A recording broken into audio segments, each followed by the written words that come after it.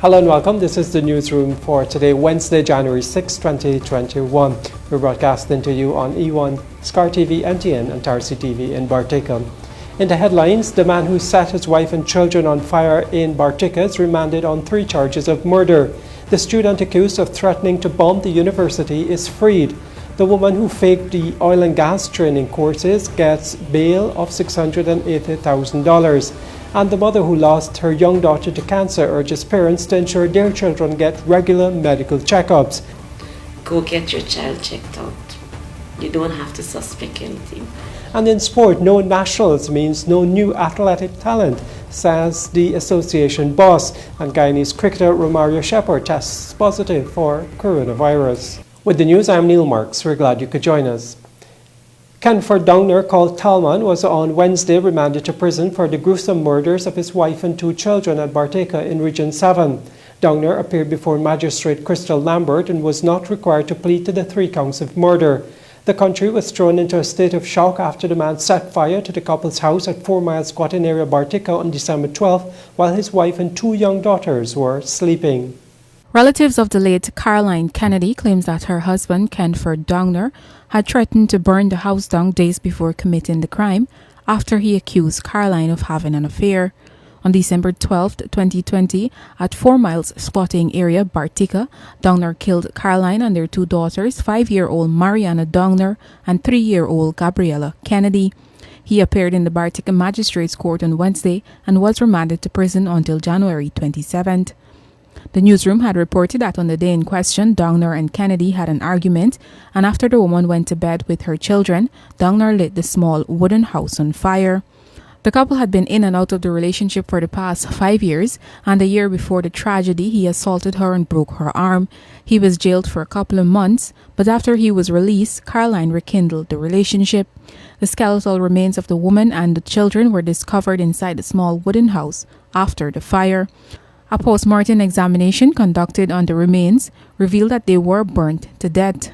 When the police arrived at the scene, Downer was found in a nearby bush with minor burns to his feet. Reporting for the newsroom, I am Isinala Patwo. University of Guyana student Shaniza Jafar Ali, who was accused of threatening to bomb the tertiary institution in 2019, had the charge dismissed against her on Wednesday following a successful no-confidence submission made by her lawyer, Lachmi Rahamat. Jafar Ali, 26, was on trial at the Sparendam Magistrates Court before Magistrate Rochelle Liverpool. She was out on bail of $250,000, which was set by the High Court. On December 1, 2020, the prosecution closed their case after leading a total of 9 witnesses. Rahamat made a no-case submission on the grounds of insufficient evidence. On Wednesday, Magistrate Liverpool upheld the submission, agreeing with the defense attorney. Following the dismissal, Jafar Ali said the incident had caused her great psychological trauma and she has not been able to attend school since. She said no other person should go through something like she did because of negligence and poor police investigation. She was accused of threatening to bomb the university on February 5, 2019. She made her first appearance on February 11, 2019 before the Chief Magistrate Anne McLennan. Jafar Ali of Cummins Lodge East Coast Demerara pleaded not guilty to the charge, which alleged that she used the public telecommunications device to cause needless anxiety to the staff and students of the university, knowing that the claim was false. She was charged under the Telecommunications Act of Guyana.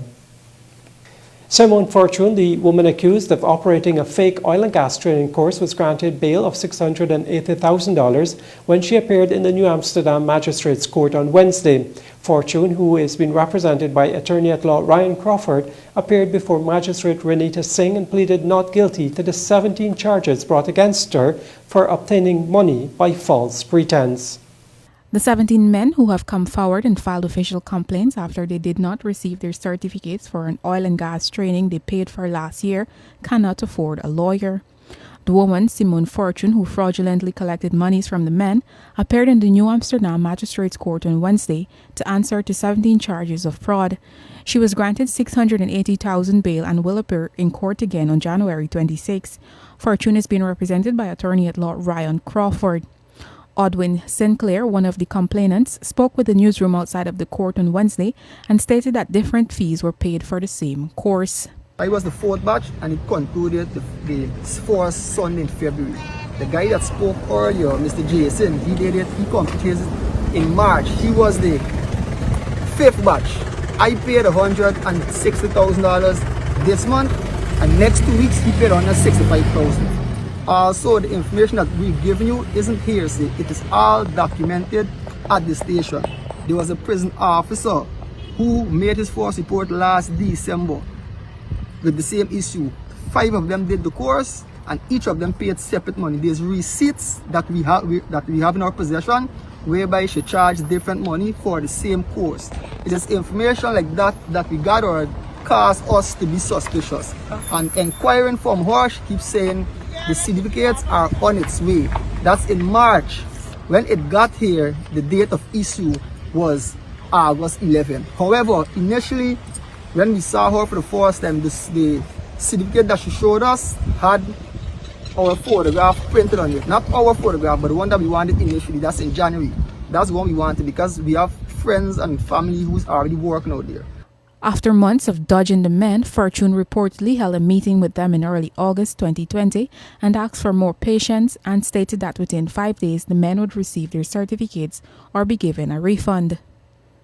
With the Simon's course, Simon promised us the certificate after the course has finished 6 weeks. We did not receive it. Same thing as the guys say. But the main point, we do our own investigation.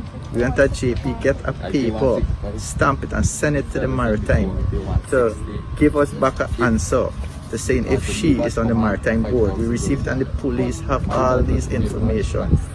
Right? So all I want to do is just advise people to see what we're going through. It's been a year we did not receive our certificate. So please, people in authority, if you can help us get back our money. We have family, some of us is unemployed. We have kids. After the investigation was completed, a file was sent to the Director of Public Prosecution for advice, who subsequently recommended that charges be laid against the woman. Well, it really affected me because I already invested my money hoping that I would get the stuff that she promised me, but it ended up that she just lied and she keep pushing me around and other fellows keep telling us to come back and she will call us, and she don't call. Fortune, who is the General Secretary for the Inland and Offshore Recruiting and Clearing Agency, had advertised training courses for standards of training certification and watchkeeping for seafarers at a total cost of $160,000. Reporting for the Newsroom, I am Isnella Patwo. You're watching the Newsroom. 2 men who hired a West Demerara taxi driver fooled him into taking them to Parfit Harmony, West Bank, Demerara, and then robbed him of his valuables and escaped with his car on Tuesday night. Police reported that Bagwandin Narayan, 39, was dispatched from his New Road Vreeden Hoop taxi base to make a pickup opposite the West Demerara Regional Hospital at about 8:30. On arrival, 2 men with black face masks entered the car and asked to be taken to the policeman corner in Parfit Harmony. One of the men sat in the front passenger seat and the other took the seat just behind the driver. As the car approached the destination, the man in the back seat choked the driver and pointed a black handgun to his head and told him to stay quiet.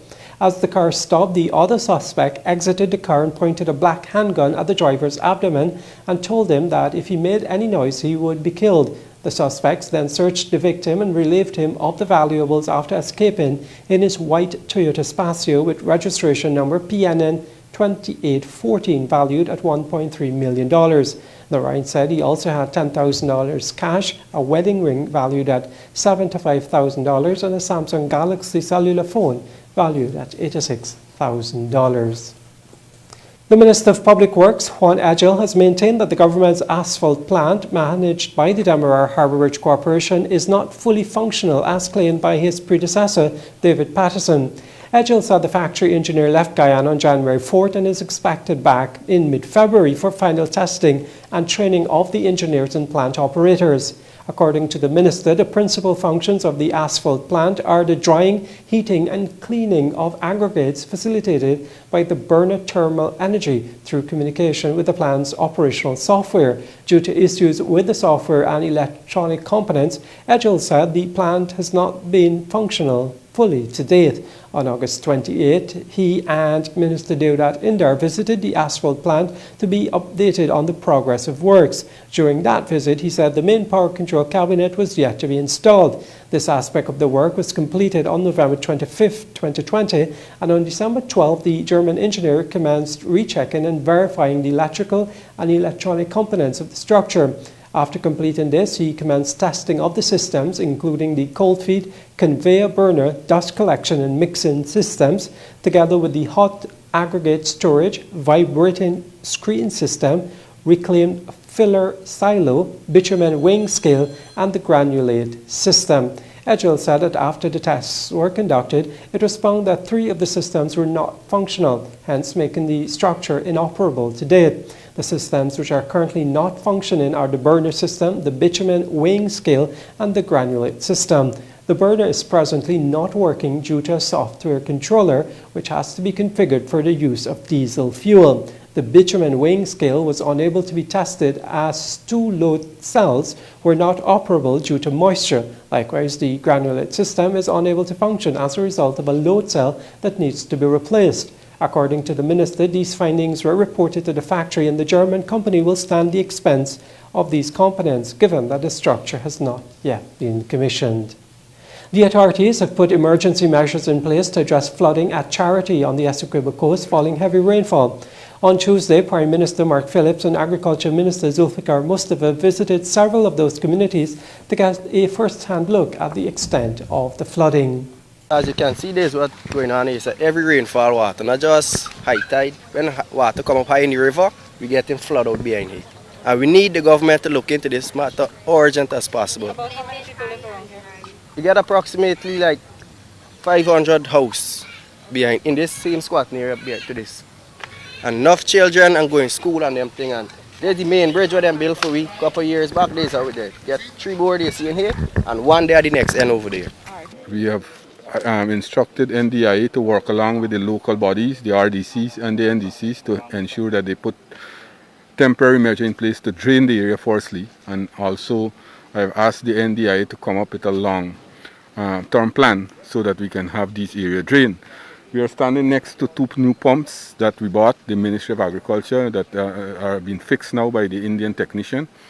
In this area here we'll have 4 new pumps with a capacity of 400 cubic per minute, and that will help the area tremendously, and that is part of the long-term plan that we are looking at to ensure that we have maximum drainage in these areas. I have also instructed NARI and the GLDA and GRDB to do an assessment of the losses that farmers would have suffered, and they are now going around compiling that, and we'll make an assessment. As a matter of fact, we'll ensure that we extend to the farmers who would have suffered or who have suffered losses. We will extend some planting material and some aid to them, give them some help from our ministry so that they can continue planting. There is another concern in the Pomeroon too, and we have asked the RDC to ensure that they monitor that area. When we flew in this morning, we have seen a number of areas there that are underwater. We have asked, the PM have asked the RDC to monitor the area, and also we will be sending teams there to do an assessment of the losses that farmers would have suffered. But all in all, we think that these areas here, we need long-term plans, and as you know for a fact, that recently we have had an emergency budget, and in the NDI we have expended $7.8 billion to fix infrastructure. Because what we are encountering now, we are seeing collapses of infrastructures around the country. For example, in Wakenham, in Leg 1, and the west coast of Demerara, right here on the Essequibo coast, and the Quarantine, Coca doors, sluice doors have been collapsed over the past few months. This shows that the previous administration would have neglected these critical structure, DNI structure, over the 5 years. So now we are looking at them to reinforce it and to ensure that we fix these structure. And I am very optimistic that over the next year, and when we will have budget shortly, we will have more funds being made available to get these structures in place. I wasn't able to tell them how to go about their routine. If they can manage, I don't know how I manage. But what I can advise the public, my daughter was a normal, beautiful, outstanding, bright child. And one day, cancer took the better side of her. Go get your child checked out. You don't have to suspect anything. It's there. It was there. But because we took we took the outside for granted, maybe we're not even sure if it went there too late, or if the cancer is just this angry. Check it out. Go get it. I would even encourage the schools them to do it now, because this type of cancer attacks teenagers. I don't want anybody to go through the pain I am feeling now. And this, I still have family and friends, well-wishers, people around me at this time. What about when everything is finished? How could I continue my thing? It's been 18 months. She and I was only together, sleep together, do everything together. Now my bed is empty. When the newsroom returns, the financial well and bridge reports, along with sport.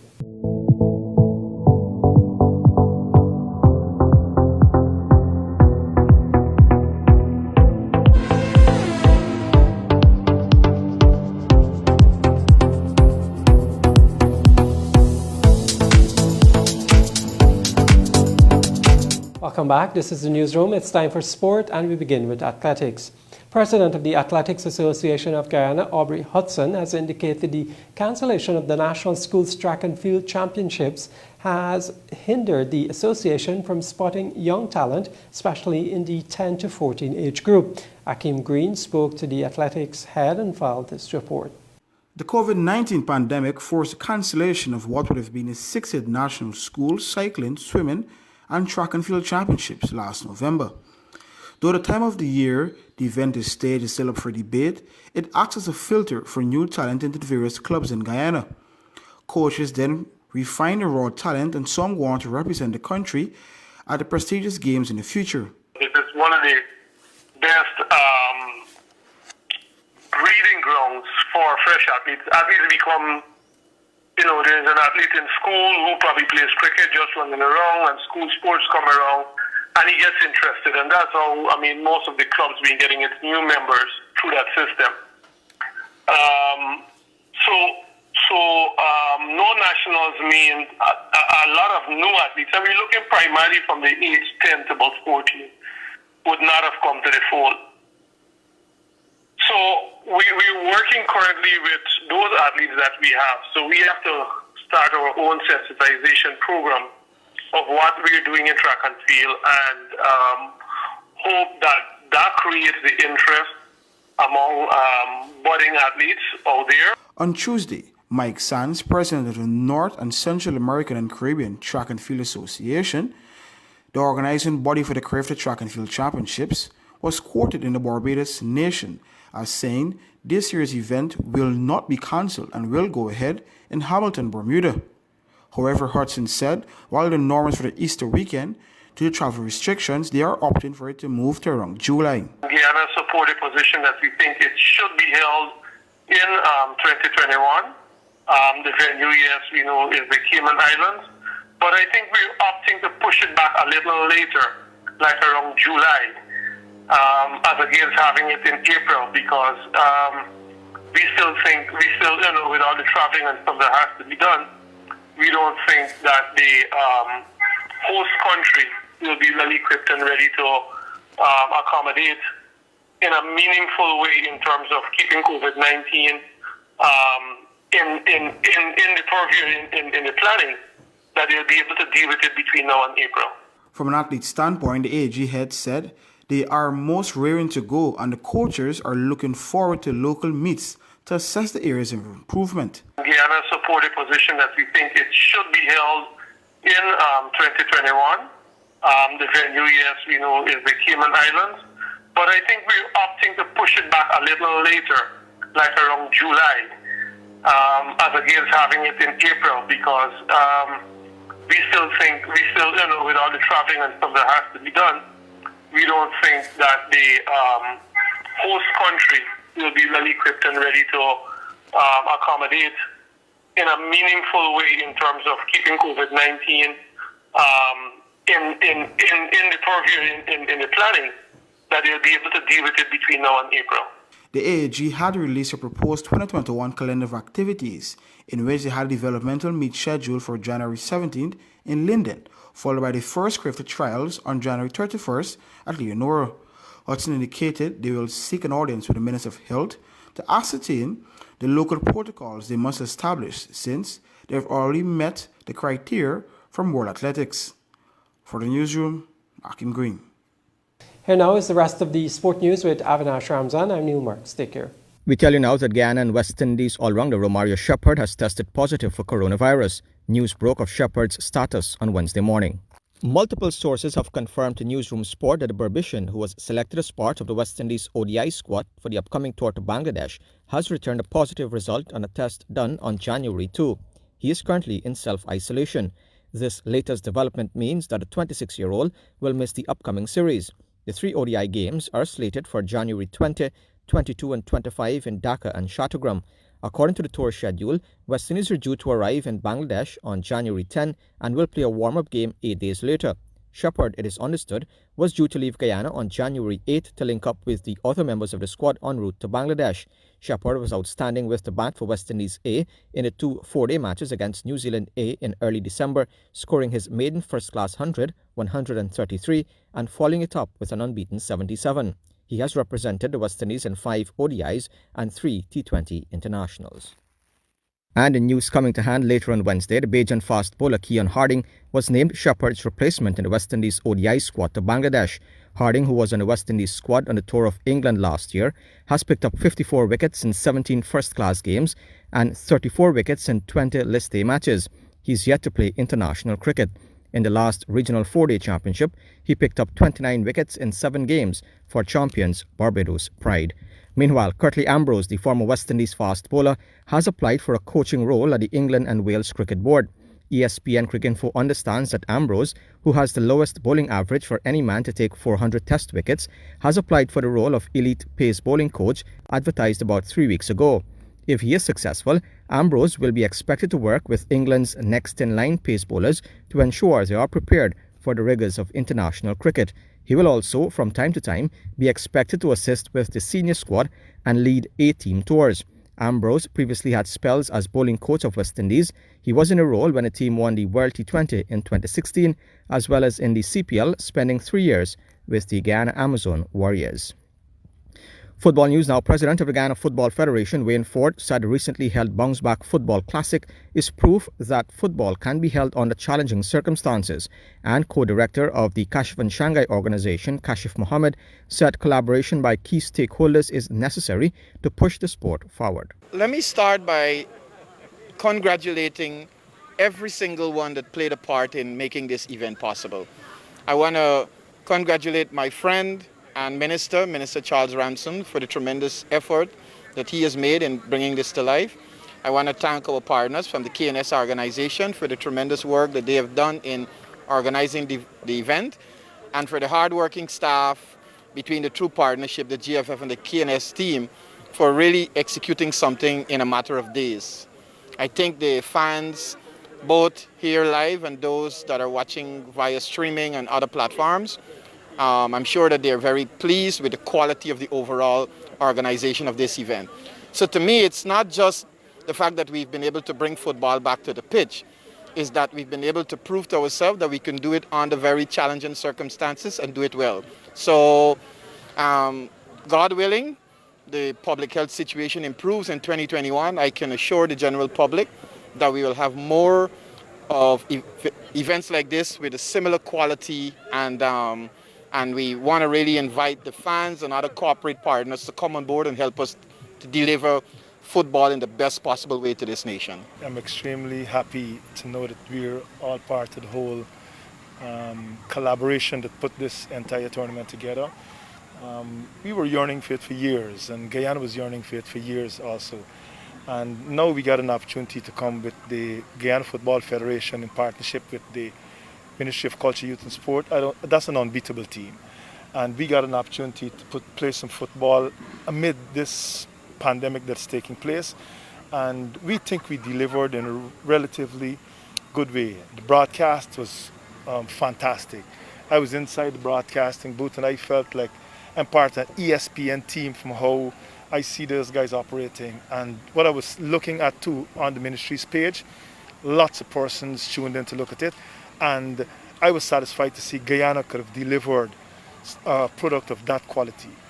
We're happy to be back with this whole program, and once the pandemic eases and there's great control over the pandemic this year, God's willing, the tournament we're going to be making January the 1st great again in Guyana. We're going to make it really huge, and we hope that football can continue to win, because like the minister said, like Mr. Ford said, those youngsters are really excited about this opportunity, and it is presented to them. Fantastic atmosphere, and it's interesting how we can have local football look like this, and we're satisfied.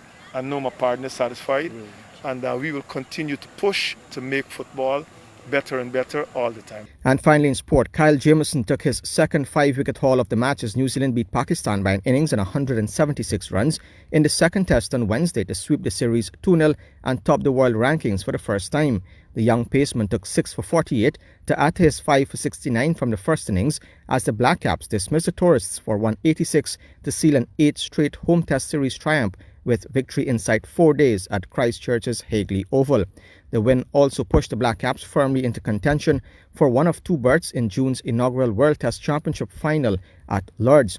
As much as player of the match Jamieson's fine bowling, the win was built on a magnificent 238 from skipper Kane Williamson in New Zealand's lone innings of 659 for 6 in response to Pakistan's 297. And with that, we've come to the end of the news for this evening. Of course, you can find updates on these and other stories on our website, Newsroom.gy, our Facebook page and Instagram. On behalf of the entire news team, my name is Avinash Ramzan. Thanks for watching.